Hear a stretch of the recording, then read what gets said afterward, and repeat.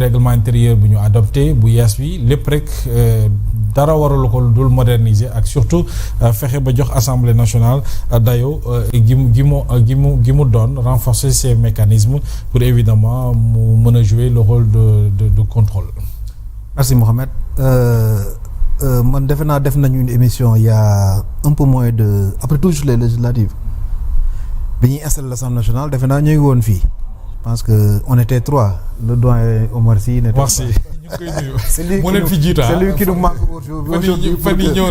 Voilà, mais la fois passée on a fait je pense que li ñu fi waxoon mooy cette 15e législature de réforme la war a nekk parce que man 16e bi laay xaar franchement parce que 16e bi moo war a nekk je veux dire fonctionnement d'une assemblée moderne.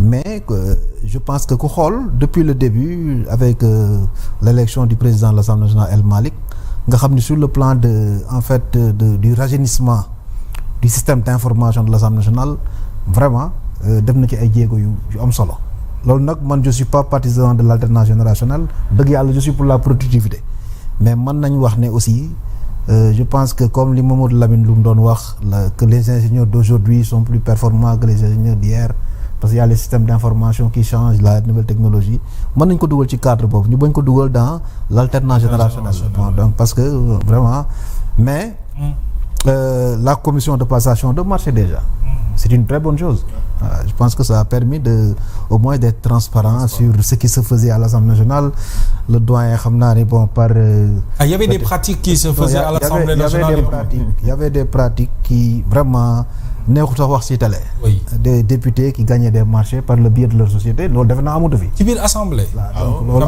am na fi ñun xam nañ bon voilà loo xamante ni bon voilà. commission passation marché boobu. commission passation de marché dina ko régler. la questure. bon rien n'était clair là-bas il y avait un bureau en haut. où gars yi fa lañ daan dem toog bon doo xam lan lañ fay xew bon doyen bi daaw ñu ko fa woo xam naa ni. pour le travail non c'est-à-dire que xam nga dañuy wax quoi. pour ngeen xam c'est très important ce que vous dites. mais xam nga il faut qu'on soit dans deux phases. il faut ñu nekk benn phase d'analyse ñu nekk dans benn phase d'anecdote.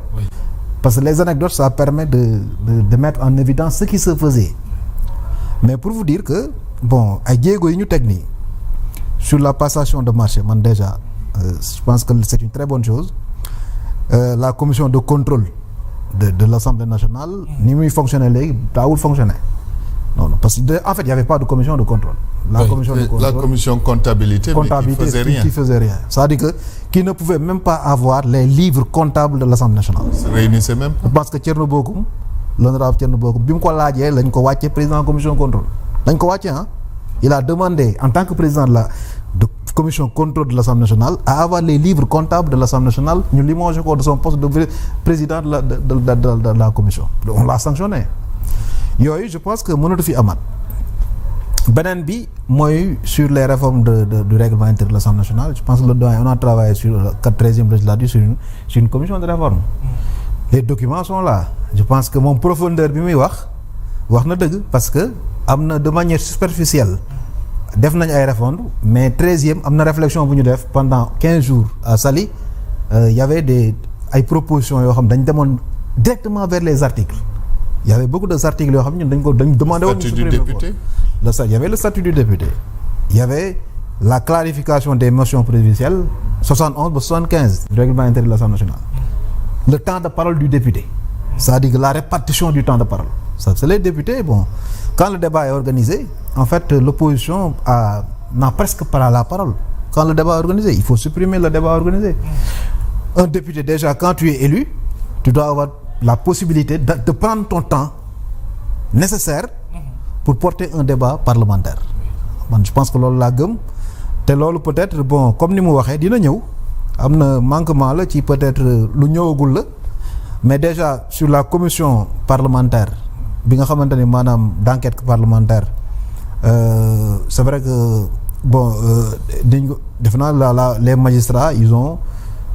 en parler la semaine prochaine ça veut dire que bon dans tous les cas en fait dina tëjee benn espace d'antagonisme xaw ma fan la antagonisme bi di yam mais je pense que jar na xalaat également donc parce que bon jar na xalaat sur également la mise en place de l'organe permanent du contrôle de l'évaluation des politiques publiques, c'est une très bonne chose. C'est excellent. C'est excellent parce que le contrôle et sur le contrôle également, qui n'a rien à voir avec la commission d'enquête parlementaire. Moi, je pense que sur le contrôle, on doit donner les moyens à ce comité, à cet organe de contrôle permanent, à contrôler avec tout le contrôle qu'il faut. Man, la fois passée, je pense que wax nañ ko fii que dans certains pays bu ñu nee commission assemblée day ñëw sa direction mais doo nelaw. Sénégal bon voilà. Franchement aux États-Unis quand tu dois être auditionné devant. Tu dois être auditionné par le Sénat ou l'Assemblée ou le Parlement, tu ne dors pas. Donc le comité permanent de contrôle. war na mën a def des visites inopinées C'est ça.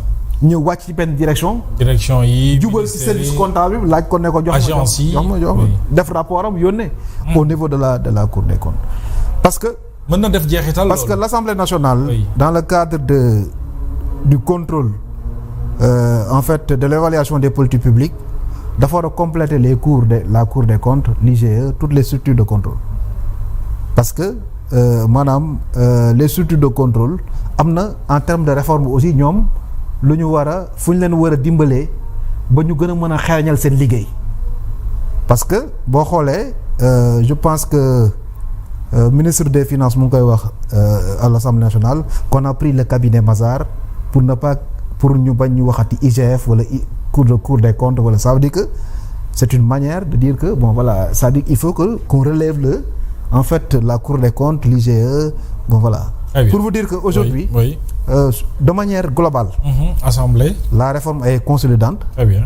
Dëgg yàlla et puis je pense que en termes de recommandations il va falloir que bu ñuy defati beneen réforme ñu viser les espaces même sur en fait la responsabilité du bureau, je veux dire en termes la relation entre le bureau de l'Assemblée nationale et la conférence des présidents. Bon moi je vois pas les deux structures là mu nekk deux structures. Je pense qu'on en avait parlé à la 13e législature.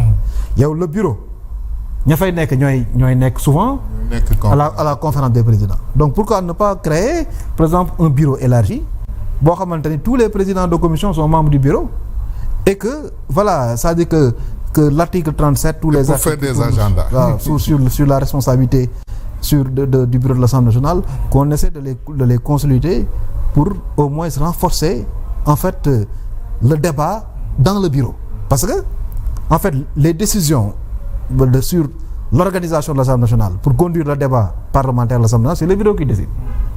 Je pense que am na beneen boo xam ne aussi bon xaaral naa ko xalaat naa ne dina ñëw mooy sur la proposition de loi à l'Assemblée nationale. Je pense qu'ils vont l'enlever sur la partie liée à l'interprétation, je veux dire de la contrepartie financière pour faire une proposition de loi. Je pense que loolu du responsabilité député du sax responsabilité Assemblée nationale. Donc côté yooyu bon peut-être jàpp naa ni bon comme ñun dañu jàpp ne réew mi dafa toll fenn foo xamante ni les compétences fu ñu war mën a nekk war nañ mën a accompagner le régime actuel. C'est ça.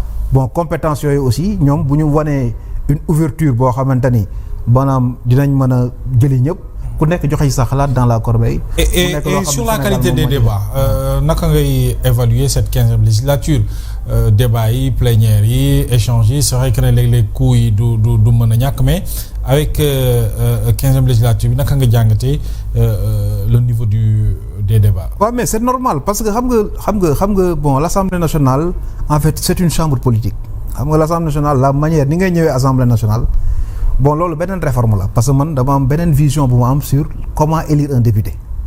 Je pense que en amont mënuñu régler loolu te ba pare bëgg am dara fee. Très bien. Moi je pense qu'il faut qu'on règle l'élection du député. Oui. Après on va avoir une assemblée où de qualité. Non pas je ne peux dire pas de qualité. ñoo fa nekk c'est des gens de qualité. Oui. Mais je veux dire une assemblée boo xam ni une assemblée moins politique. C'est-à-dire une assemblée où le député va représenter son terroir. Productive. Le député ne portera pas des positions de parti, des positions mais il portera une position de territoire parce que bu ñu demoon vers les circonscriptions boo xamante ni bon le commerçant, l'entrepreneur peut être député sans pour autant être dans un parti politique bu ñëwee foofu il va porter une position qui est moins politique.